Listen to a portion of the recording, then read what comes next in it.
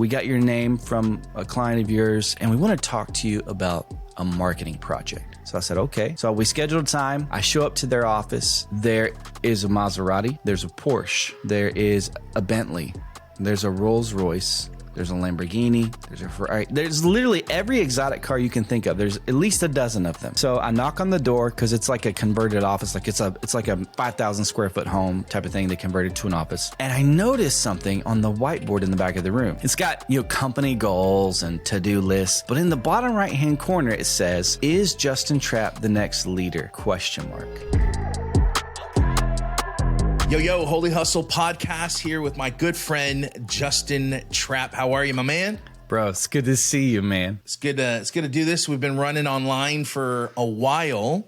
Been good friends, Call of Duty buddies, man, UFC, MMA buddies, sports buddies, Instagram DM meme buddies. This is true. And so just so excited to have you on the podcast. This is the early days of the podcast, and it's a lot of friends right now that I get to introduce to the world that are doing really cool stuff in the kingdom.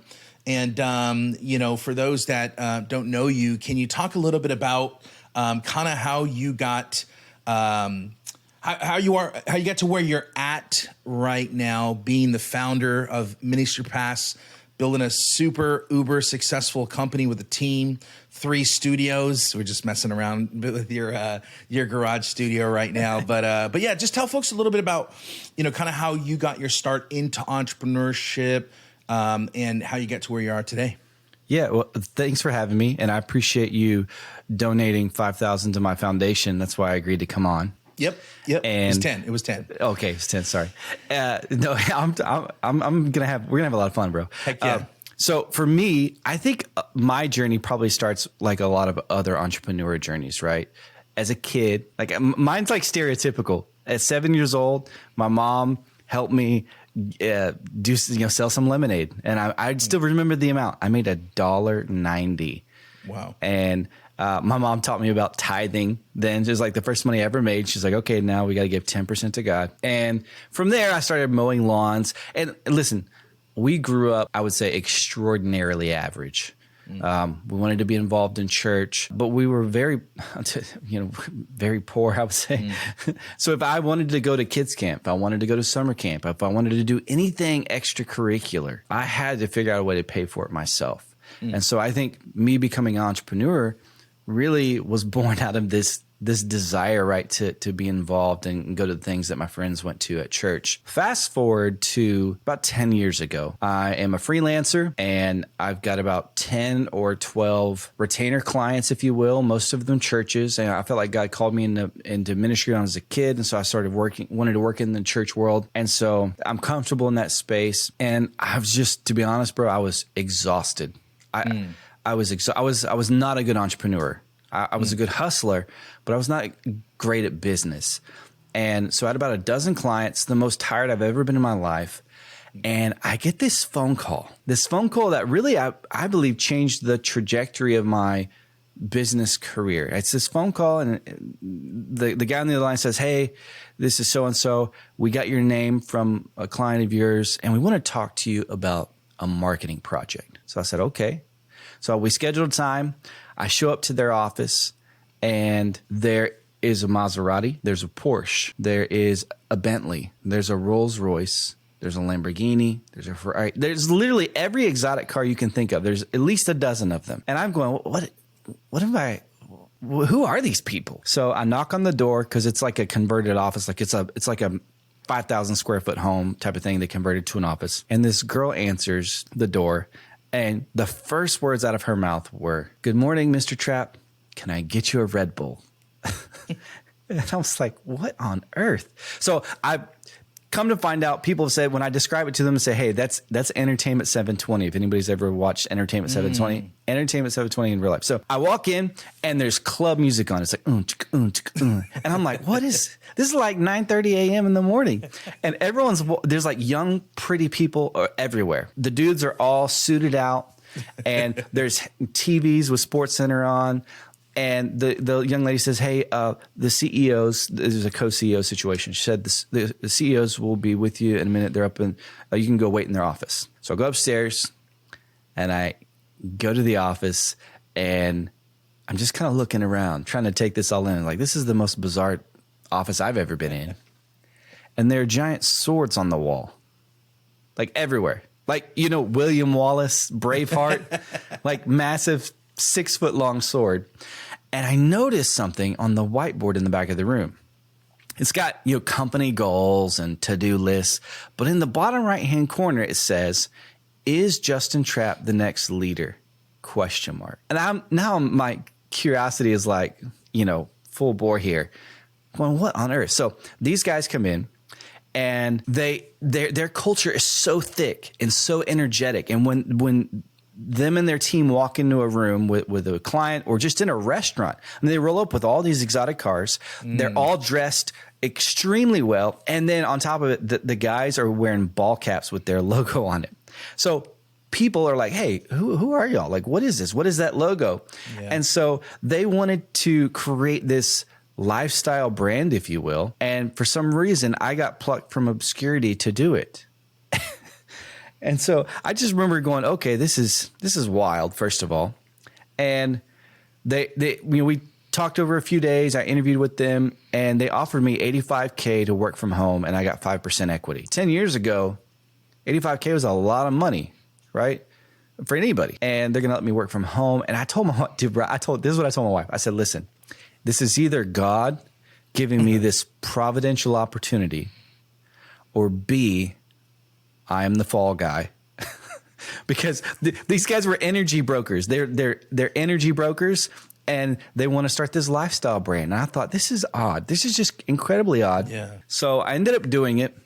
And there were a few lessons that I learned along the way with these guys. They would say the most outrageous things, bro. Outrageous things. And I would call my wife as soon as I got in the truck on the way home. I said, you'll never believe what these guys said to me.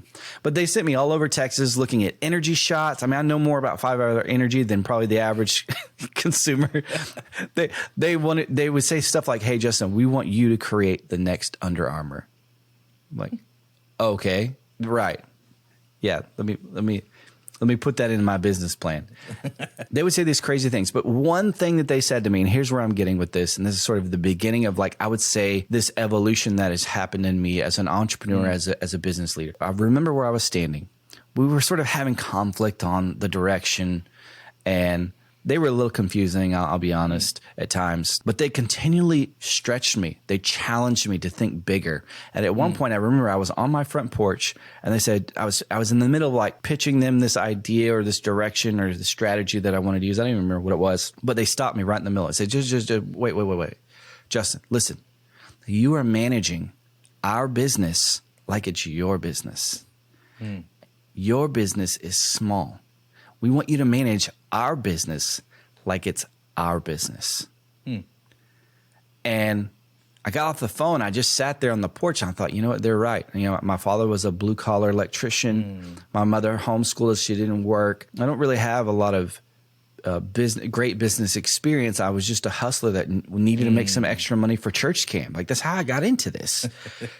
And so I would say that day I had this sort of awareness of, like, what I lacked as an entrepreneur and where I needed to grow. And from there, it wasn't shortly thereafter, I began working on Ministry Pass, which is about, so that's sort of the beginning, if you will. No, that's pretty crazy. I thought you were going to say you were like Dana White came out and, what a lot of people don't know too, like for those the three of you that watch MMA, Justin actually was a photographer as well. For the California Kid, like took photos of Uriah Faber, and so you've always been this kind of creative marketing. What ended up happening to that opportunity, by the way? Well, I mean, I just got busy, and like when you're doing commercial photography or advertising photography, you're really essentially a freelancer, right? There are very few photography agencies out there. Right. And so if you want to grow your business, you've got to be able to take more work or have more expensive clients. And MMA, I would say 10 years ago was a lot smaller than it is today. So big time. Yeah, it was sort of limited in your clientele. That's actually how those guys heard about me. Was they had seen some of my. That's why I thought that must have been the connection. So how long did you end up working for this lifestyle brand? So it was about 5 months. It was 5 months. And I just, we had this idea for Ministry Pass before I started working for them. And then as I'm working for them, I'm beginning to sort of the scales are falling off your eyes on, okay, like this is what this could be. Like this actually should be and could be a lot larger than what you've planned. And I remember telling them, like, they started at the end trying to like motivate me, like, Justin, if you stay with us, I promise, I guarantee you're going to be a millionaire. I mean, I guess that works on the down and outers that's like hustling and peddling their energy broker services. But for me, I wasn't really motivated by that. I just had to tell them, like, guys, listen, I don't stay up at night dreaming about this lifestyle, like selling hats. I don't. And so I just, in good faith, I can't work with you guys anymore. The lessons that I pulled from them along the way are I will take with me to the grave, honestly. I learned so much, and they challenged me. And that's why when looking back, bro, I do believe it was this sort of God-ordained opportunity that I could have passed up. I could have been a little fearful, but I sort of took the plunge, and I'm so grateful that I did. Yeah, that's fascinating. I have a very similar story. I went to a hotel meeting, and there were Lamborghinis, Porsches, and all those cars. And it was for an MLM company and multi-level marketing for those that, I think a lot of entrepreneurs get introduced to entrepreneurship through network marketing. I was 17, Primerica and Prepaid Legal and Maluka and Amway and all of those. And if you do those, amazing. And I met some guys, and I didn't want to do it forever. I wasn't like up at night, like, oh my gosh, I want to sell vitamins. But the principles that I learned from the co-founders, there's 3 co-founders. One was became a friend. And just like they just instilled these principles from books that they learned, from businesses that they built. And I just had never heard of that. And so blue collar, your dad's a blue collar worker, mom's homeschooled. Like, what would you say the biggest thing you learned then? Obviously to think big, but what was a principle or two that you learned from them that shifted the way you started to think about Ministry Pass? Well, I think they just challenged me to think larger, to think greater. What is that? Right? What does that even mean? What does that even mean? Like, how do you practically do that? Well, yeah, that's a great question, right? I was a freelancer, and so I had just turned 30 years old. We had just generated $100,000 in revenue for the first time ever in my life. That was sort of a goal. I didn't make $100,000 because I had some subcontractors that I worked with and everything. But I thought I'd kind of made it in a way. And at the same time, I was the most exhausted I'd ever been in my life.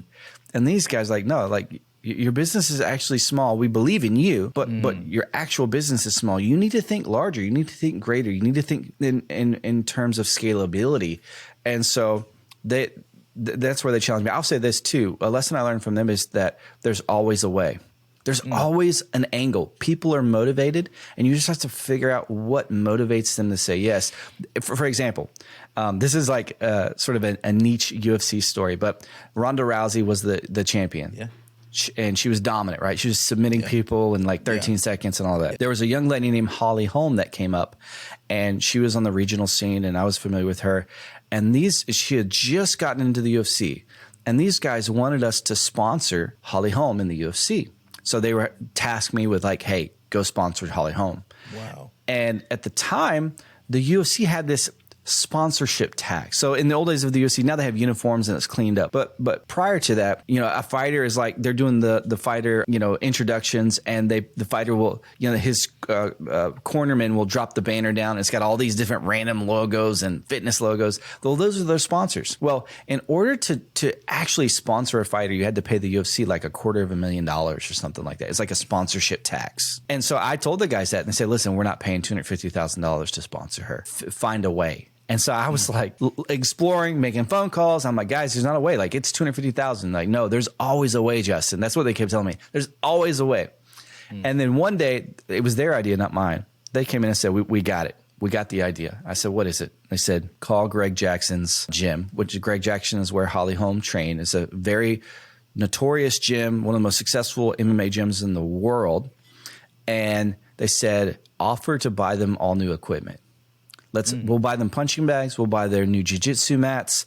We'll buy the wall pads. We'll buy it all. We got to put our logo on it. And they said, our thinking is there's going to be a lot of champions rolling through there. There's going to be a lot of like promotional material shot there. The UFC will be there shooting videos. Other networks will be there shooting videos.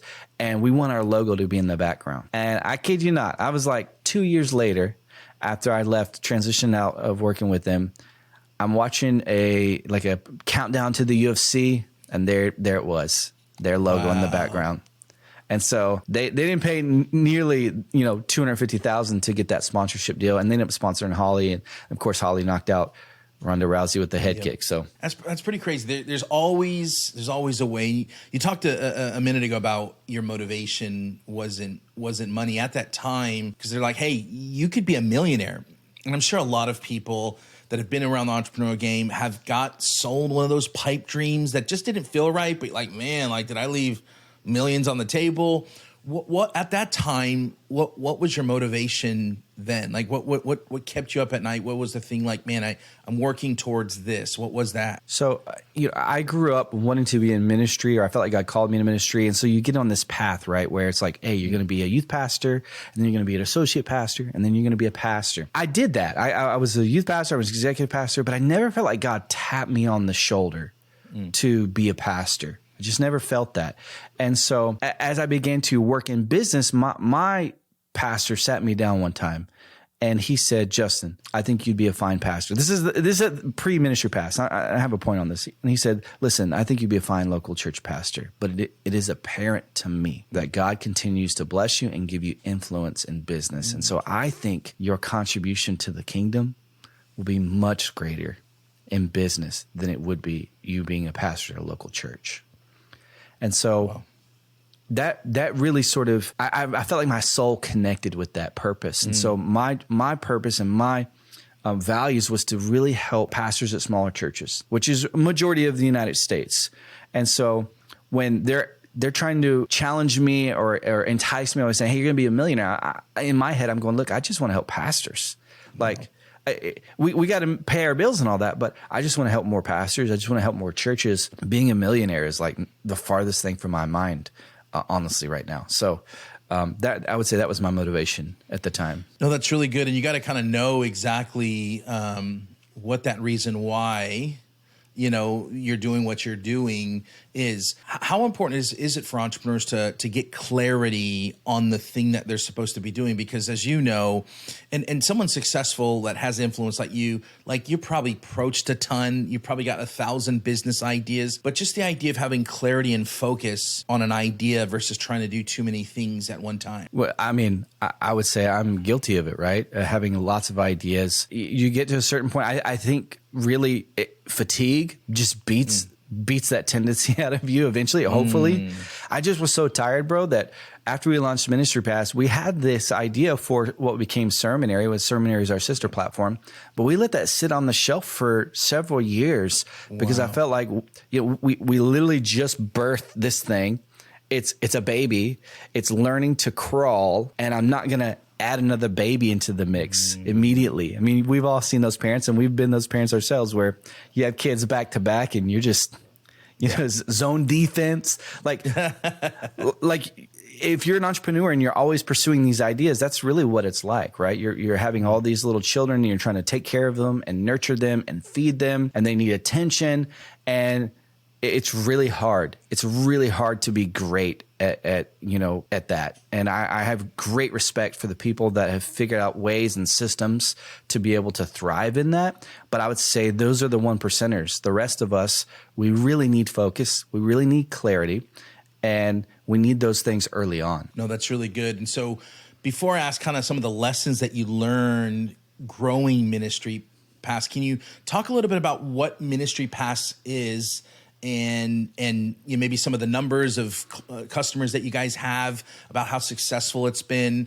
Just tell a little bit about what Ministry Pass is. Yeah, so Ministry Pass is a library of digital resources. So, a church can sign up for a membership, and then they get access to our entire library of sermon series, sermon research guides, media assets. So for instance, if a pastor is going to do a sermon series, a sequence of teachings, right?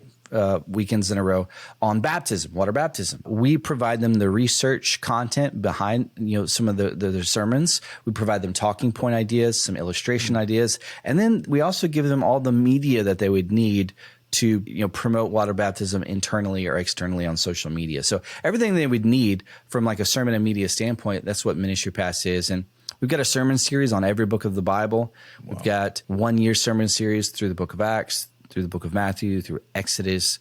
In just every topic you can imagine. In fact, we did the math the other day, bro, and we have I think it was over 125 years worth of content. So like if you consider like Sundays, we have 125 years worth of Sundays of content on in our library. And so it's we reach the average church is about 63 people. We impact about 370,000 people every single month, with our resources. And so it's honestly I'm just find tremendous joy and fulfillment in what we do and helping small churches. That's awesome. And obviously super successful company. What are the key things maybe that you've learned that maybe you were doing in the beginning that you've had to change? Like, what was the key to success? Like, were you just like, man, this is right? Was it email lists? Was it ads? Was it relationships? Like, what really kicked it off for you guys? And you're like, man, this thing's starting to really grow and start to have some success. Yeah. So, for us early on, I was doing all the marketing. It was me and my partner, Wade. Like, we were literally just like, he was content, I was marketing. And I would say at least on the marketing side, I was doing a lot of tripwires. If everyone's familiar with tripwires, where you're selling something really cheap and then doing upsells, and I was just using our tripwire money to pay for more ads, right? And so it was just sort of fueling our email list growth. I had someone tell me this the other day. They said, "Hey, I had lunch with a peer in our space, and he said, I remember when Ministry Pass launched, like your marketing was like ubiquitous, like it was everywhere for several months when y'all launched." And he was like, I couldn't get away from it. Everywhere I turned, I just saw something about Ministry Pass. And so I would say in the early days, I felt like we did a good job of just saturating, the feeds, so to speak. No, that's really good. And for those that don't know what a tripwire is, basically what Justin's talking about is using something, let's say your product is $500. Or $1,000 or $10,000. Instead of just spending money on ads to sell that back end or your signature product, if you will, you basically use what's called a tripwire. It's a lower ticket, $5, $10, $20 product to get a buyer. So there's buyers, having more buyers on your list is better than having tire kickers.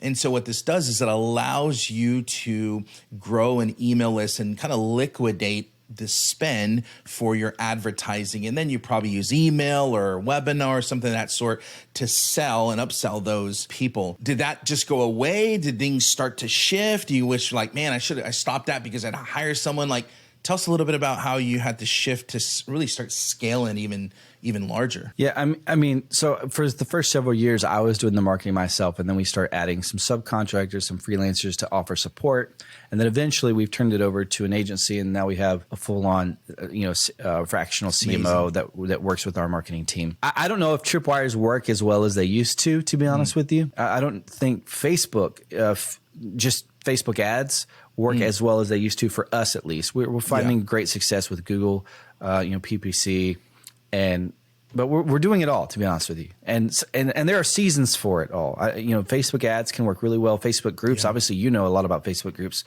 Facebook groups can be a great asset for you as well if you're an entrepreneur just starting out. So for someone starting out, what's a play or two? Going, hey, it's 2023, Justin, and I've got a product. It's $500. What are maybe 2 or 3 things you would tell me to start doing right now when it comes to selling more of my product or service? So the first thing I would say is, before you sell, you've got to raise awareness. You've got to be talking about this. Your product or your service solves something.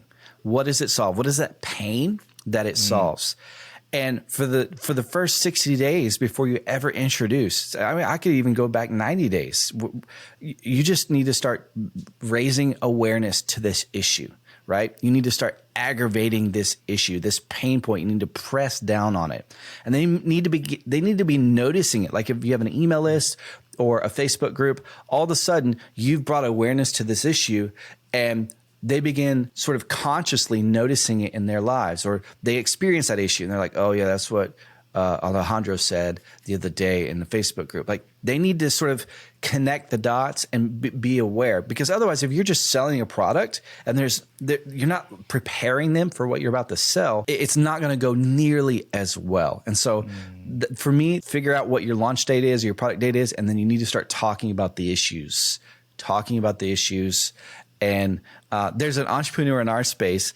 I can always tell what he's about to sell, because for about 2 months he starts talking about a certain issue. I'm going, okay, he's gonna sell this type of thing, and sure enough, he does. And he's so brilliant at it. He's so great at preparing everyone for what he's about to sell them. And why do you think it's so important to, instead of just going, the awareness round, just going like, hey, what's up? Come buy our stuff. Like, tell me why that's such a bad move and almost like an expensive hobby. An expensive hobby is a great way to describe a lot of entrepreneurs, right? We're expensive hobbies. No, because people are emotional buyers. Most buying is emotional. And if you don't aggravate that pain for them, if they don't feel something psychologically, then they're not going to be motivated to buy. They're just not. And so you could use something like a survey. I think a tactic that I found is a survey. You send out a survey to your email list. You kind of already know what the survey is going to reveal, right? But you do the survey, and then you send out another email or two revealing the survey results. And then all of a sudden people go, wow, I have this pain, or I have this problem. And there's a lot of people out there just like me, that I'm not alone. I'm not unique.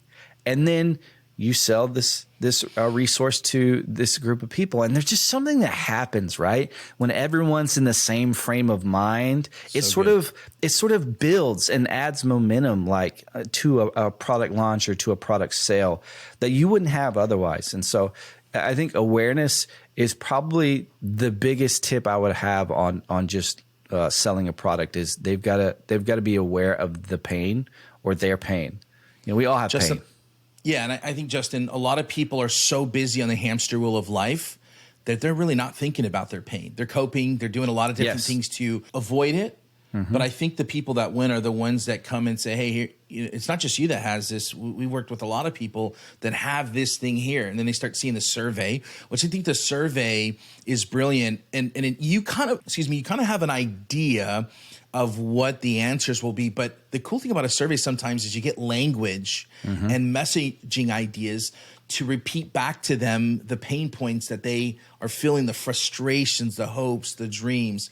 And so when you have this excitement, I liken it to an Apple product launch. Like, they do these events, build so much hype, they build so much excitement, and then they sell it. They do these a couple times a year. I know you guys do one big event a year, and from that one event, the rest of the year, people are buying stuff, right? So you can build a lot of momentum with these type of events. So you got the awareness, you got the survey. People are in a heightened state of like, yes, we all have this. Like, what type of sales process in 2023 or sales mechanism would you say works right now for the average person? I go back to awareness again, not awareness just of the problem, but awareness. You kind of alluded to it, awareness of your brand or your company or your product. There has to be this dual awareness that happens, right? I think you have to have that in order to sell. Now, as far as a strategy goes or tactics to use, I mean, again, we really invested in a lot of SEO. So you're sort of that's a long play, right? And people are finding us through organic search a lot. We also, like you mentioned, we do these live events, and our live events have done really well. I would say webinars, quote unquote, they're not in their heyday anymore, but live events for us still can give, we get an hour of time with someone. We get an hour of their time, and we can really press down on this issue. We can really present a solution that is appealing and that can actually help them. If I get an hour of someone's time, there's a good chance we're going to be able to close a lot of people. And so I think if you're an entrepreneur starting out and you have some products to sell, think of ways to raise the awareness on what your problem solves, and think of ways that you can raise awareness about your brand and your story. A lot of times you do a big tentpole event, and that's how you can get awareness about both of those things simultaneously. No, that's really good. And you've interviewed a lot of people, but you've hired a lot of people. You've had to let people go, et cetera. When seeing an entrepreneur and kind of coaching them and working with them and seeing a lot of people pop up and try, I want to be an entrepreneur. Justin, it's working for you. What do you say? What would you say is the biggest mistake that most entrepreneurs make when trying to sell stuff online and grow their brand? I'm guilty of this, but trying to sell a problem, sell a product that nobody cares about. It's not really a problem. It is a problem, but it's a minor thing. It's something that just everyone deals with, and we don't even think twice about it. I see a lot of entrepreneurs come out and they introduce things, and I mean, like there's a platform the other day. A company had reached out to us because it hasn't done very well, and said, "Hey, we're thinking about just kind of folding this. Do you want this?" And I remember when they introduced me to the product 5 years ago, and I remember thinking like, "This is neat, but it doesn't really solve like what I view as like an issue. It's neat, but that's it." And I see a lot of entrepreneurs introducing neat things that don't actually solve problems. And I think that is, an error that I've made myself. But no, that's really good. And I think it's the difference between selling vitamins, something that's like nice to have, I'll get to them, versus selling a painkiller. It's like, I will do whatever I will spend whatever to alleviate that pain. And I think that's what you're talking about, like raising the awareness to the point where like they're ready, like they got their credit cards ready. Yeah. And when you talk about it, like people are ready to buy it. Yeah. No one wants to buy vitamin C until they're constipated or sick. You know what I mean? That's the quote for the interview, bro. That's so good. Metamucil or something. But no, has there been like a failure or a setback? Because I feel like over the last several years that we've known each other, I feel from my perspective, it's been like effortless. Like you are a very consistent guy. And I just go like from afar, I'm like, man, he's just crushing it. Like things are awesome. Like he's the man. They're killing it. Has there been over the last several years building Ministry Pass where you had a major setback or something didn't go the way that you thought it'd go and you had to make some changes? And what have you learned from that? Yeah. So our second month was the big setback. So we launched with this big event with Mark Batterson, as a pastor, New York Times bestselling author. Yep. We were trending, bro, on Twitter that day. I still have the screenshot. It was hashtag Ministry Pass, and right below it was hashtag Ebola. So COVID's been the rage right now. Ebola was all the rage back then. It wasn't obviously as big as COVID, but we beat out Ebola that day. And so we were like high-fiving. We're doing amazing. We did $37,000 that first month, and I was just over the moon. And then our second month, we did $3,700. And, alarm bells are going off, right? And what I had realized was, we started out annual only. We were just introducing annual. And what I realized is that I was a good youth pastor if you measure being a good youth pastor by doing successful events. So I was always really good at the tent pole. Yeah. And we just talked about this. Like you need a big tent pole. You need to be able to raise awareness. However, you cannot forsake the day-to-day, week-to-week systems that you need to have in place to be able to grow your business. You need both. One is stability, one is attention, right? And so we didn't have anything that was, we didn't have that foundation of those weekly processes for marketing, for sales, for emails, or anything like that. We're just sort of going event to event. And what I learned really quickly is we need stability in our business. We can't just have feast or famine. And so we pivoted a little bit and we added on our monthly option. And I immediately, now monthly is not nearly as sexy as getting paid all up front, but it added such stability and predictability to our revenue. And we haven't looked back. I think you're correct. We just had a slow and steady climb for the past 9 years. Nothing risky, nothing crazy, just slow and steady climb. No, that's really good. And that's, I remember Tom's shoes. I think his name's Blake something, Majowski or something of that, Mauskowitz or something like that. Mike Wazowski. No, yeah, he, someone said you only make $17 per shoe. That's not a lot. That's not very profitable. And he said at the time, it was very fascinating. He said, we never got into it for the profitability. We got it into this for the sustainability. And I think you got to do both. Now, I mean, they're not as big as they were 10 years ago, but I think you have to be thinking of, yes, we got to make money now, but we got to also be sustainable for the long run. And so maybe folks that have a smaller team right now, they're growing an agency or have a company. What are some of the things now that you've hired people to help you as the CEO? How are you thinking? What do you think about most in your business? Like, what do you spend 60 to 80% of your time thinking about? I spend my thinking and time and energy on three areas: culture, making sure the mission and the vision just stays in front of our people, because most of our people, they come from ministry backgrounds. They care about the mission. That's why they're on our team, right? We're not just hiring average Joes, and people don't apply to work for our company just because, the salary package is nice. Like, they align with the mission and the values that we have. Two is people, developing, my team, developing our leaders. And then three are the numbers. A CEO should focus on culture, people, and numbers. Like, those really your only three responsibilities. And I have to say, it has been a transition for me. I started out as a doer, an all-star doer. I did everything. I did half the things. Wade did the other, my partner, he did the other stuff. But as you begin to grow, you begin to add people into the mix. And so I would say over the past 3 years, I've had this transition period where I'm no longer really doing anything. And that it actually is kind of tough when you're used to being an all-star doer. And now I spend a lot of my time thinking and in meetings and sort of reading and learning and growing, because how do I add the most value to our team and where I'm at today? I've actually got to be the best leader I can be. They're not waiting on me for deliverables. They're waiting on me to lead. And so I've got to spend all my time in that area. And I love that. And I think we all want to be great leaders. I know you invest in it yourself with coaching.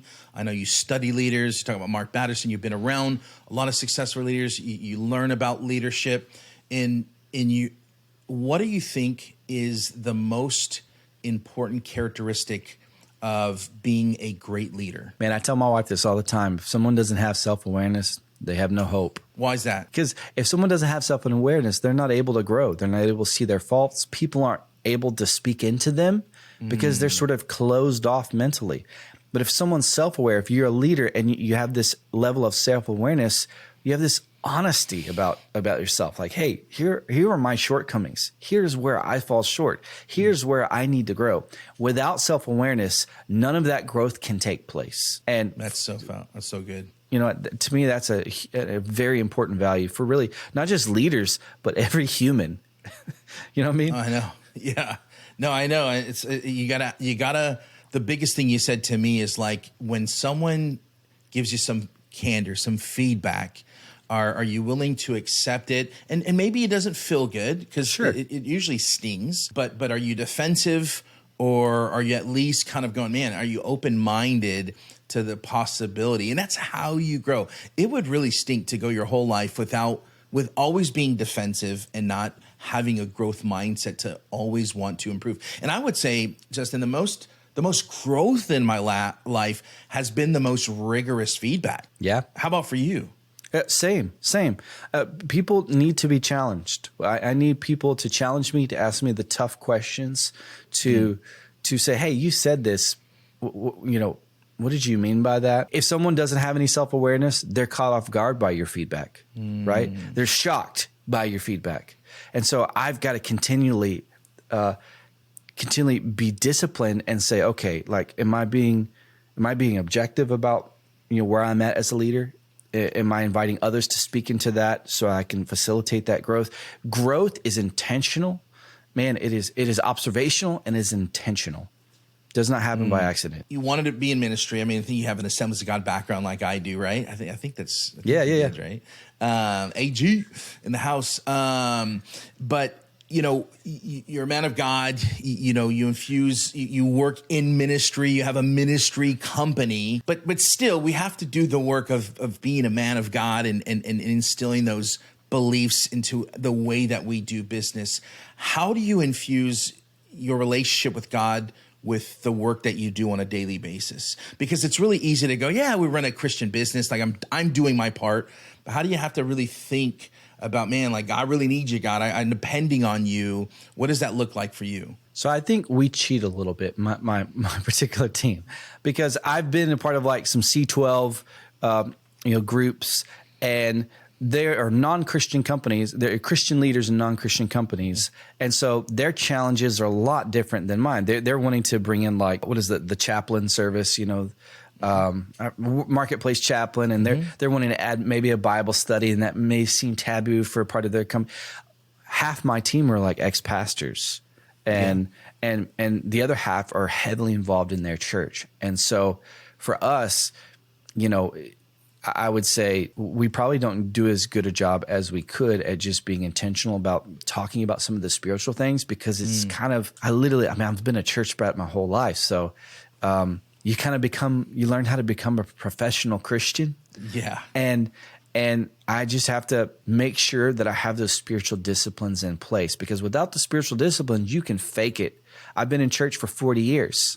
You can fake it without spiritual disciplines, but internally, there's a big difference. And I feel the difference internally when I have those spiritual disciplines in place for me. And what does that look like on a daily or weekly basis for you? What are some of the spiritual disciplines that, like, I start feeling sick if I don't go to church, or if I don't pray, or if I don't like, what are some of the things that you do to keep your mind right, to keep yourself close to God? Just curious your thoughts there. For me, I go on walks. I go on walks, and I'm able to think. I'm able to pray without distractions, without, a car cutting me off, the radio, someone walking into my office. For me, my middle son, he's autistic. He's pretty high on the spectrum, Parker. But he loves going on walks. I put him in the stroller, and we just cruise. We walked yesterday 4 miles, and he's just chilling, doesn't make a peep. He's just enjoying, God's creation and the birds, and I'm just out there walking myself, thinking and talking to God and praying. So for me, like, I think you had to have that space where you can have some sort of peace with God, because I can pray in my car. And I'm not saying if you pray in your car, that's bad. I mean, that's better than not praying. But for me, being someone who's been like a professional Christian, quote unquote, I need to find that place where I can have some serenity, some quiet time. Of course, I read my Bible. I'm, working through different books of the Bible. I used to be like, hey, how much can I read? I'm going to go through I'm going to go through the Bible in 1 year, and that's fine. But for me now, I'm like, okay, let's park it in Psalms for 2 months and just kind of take my time and look up some commentaries, look up some ministry paths. We have this, it's called a Theo study guide. It sort of gives you the background on the book and who wrote it and when they wrote it and the key verses and the topics. Sort of like I'll study those as I'm reading my passages. And I used to feel guilty. I'll say this. I used to feel guilty. I didn't pray enough, or I didn't read enough. Now I don't feel guilty. I just do the work. And, I think, God is faithful. And if I'm having those spiritual habits in place, I think that's much better than having nothing and then just doing it whenever you think about it. So no, that's really good. And you talked about creating space, because something else will definitely fill that space. It's not like, it's just going to empty. It's going to get full with something else. Man, what are you most proud of? I'm proud that you're a cool guy, although you were homeschooled. I'm proud of that for you. Let's go. But blue collar family, and you didn't have a ton, and you built this amazing business, got a great family life. People love you, bro. What are you most proud of Justin about? I mean, I'm proud of my family for sure. I'm proud of my relationship I have with my wife. We've been married for 17 years, and so cool. It's been a wonderful journey. On a business level, I'm very proud of of the work that we do. You know, I talk to pastors all the time, bivocational pastors, church planners. I mean, I talked to a pastor, bro, that he has his own IT business, and he's putting his girls through college. He's working 12 hours a day, doesn't do any sermon prep at all. He actually became a pastor later in life, sort of, it kind of fell into it, right? Wow. And he gets up Saturday morning. His wife said his wife makes him, you know, the one meal a week that she makes for him because he's actually home, and they have breakfast together, and then he has sermon prep, and he starts on Saturday morning, and he goes till Saturday evening or well into Sunday morning, and then he gets up and he preaches. And he found Ministry Pass, and it's been a tremendous help for him because he doesn't have any time. The church is small; they don't have any resources, and so when I hear stories like that, I'm so humbled. There's another story of a man. We had this series called Vivid, and it was meant to be a series like after church, you know, after Easter, essentially. And it's a series about like seeing the world through new eyes. And we had these sermon illustrations. We're like, hey, we gave some 3D graphics, and we said, hey, buy everyone in your church 3D glasses, and then you could do these different slides at a certain part in the service with these 3D glasses. And then we also said, hey, here's also an idea you could have. There was this video, they just kind of come out where it was those colorblind glasses where you put the glasses on, you can see color. And those had just come out. So we showed that, and that was some sort of illustration about seeing things differently. Well, a church emailed us and shared a video with us where they did the series and they bought the 3D glasses, but there was an older gentleman in their church that had been this sort of pillar in their community, and he'd been colorblind all his life. He'd never seen color, fully colorblind. And so they bought everyone 3D glasses, but the ushers handed him the colorblind glasses. I don't remember what the product's called. And so he put those glasses on, and this man saw color for the first time in his life during the sermon. You know what? When I hear stories like that, I'm so impacted by the work of our team and the opportunity to serve a pastor like in, you know, some small rural area in Indiana where this happened. And it's just, you know, I'm just grateful that God has allowed me to utilize my skills and my passions in a way that is unconventional, I guess, because I thought I was going to grow up and be a pastor. I'm around pastors, but I'm not a pastor. I think that's awesome. I think of, you know, the Jordan River and the 12 stones, being reminded, you know, and you just, you know, and sometimes I think we forget, unless we're thinking about it, like, you know, sometimes we forget about God's faithfulness, the goodness, the stories of the impact that our businesses are making. And so it's really, really cool that you share that, man. Before we wrap up with a couple questions, where can people learn a little bit more about Ministry Pass, Seminary, and all the cool stuff you're working on, man? Yeah, ministrypass.com. That's PASS.com. That's our library site. And then we have our sister sites. A Seminary is a sermon app, essentially. It's drag and drop editor. It's a unique way of constructing or assembling a sermon. And that's seminary.com. And then, of course, if you want to follow me in my commentary on life or politics or whatever, it's usually just retweeting, you know, funny stuff on Twitter, but at Justin Trapp. That's awesome. That's awesome, man. Well, hey, what is your definition of holy hustle? You sent this question over to me, and I immediately thought of this lesson I heard when I was about 18 years old. And it relates to the movie Chariots of Fire. Chariots of Fire, and maybe people have heard this point before, but Chariots of Fire, Eric Liddell, he's born to, you know, his parents were missionaries in China, I believe. They're like Polish missionaries in China, and they wanted him to become a missionary as well. But Eric Liddell was fast, and he was doing track. And there was sort of this tension, right? And his sisters at one point in the movie was trying to talk to him about, hey, you need to go, you know, follow the family footsteps. And he said something. He said, God made me with a purpose, but he also made me fast. And when I run, I feel his pleasure. And for me, holy hustle is about doing what you do, like when you feel his pleasure. Like, what do you do? Like, what are you gifted at that when you're doing it, you feel his pleasure? For me, that's serving church leaders. That's serving churches. And so I would say that when you asked me that question, I thought that's what Holy Hustle is. It's doing the work, doing what you do, and feeling His pleasure at the same time, His approval, His blessing. That's so good, man. What a great movie as well, man. Like, Yeah. I'll link it up. I'll link it up below. If no one's heard that story, seen that story, but if you could travel back in time, and maybe when you're starting the business, or at a time where you wanted to do more with your life, and maybe start a company, you can go back, have a time travel machine. You can go back and tell yourself some advice, some encouraging words. When would you go back, and what would you say? Yeah, I mean, I go back to when we first launched Ministry Pass, or even before that. And what I would say is like, hey, ideas are overrated.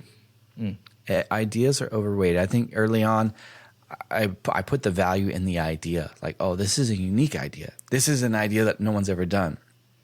Like, no one's ever thought of this. And I actually met several people that had the same idea as me. And I'm going, okay, this is weird. You're like literally describing my idea to myself. But what I would say is focus on the execution of the idea.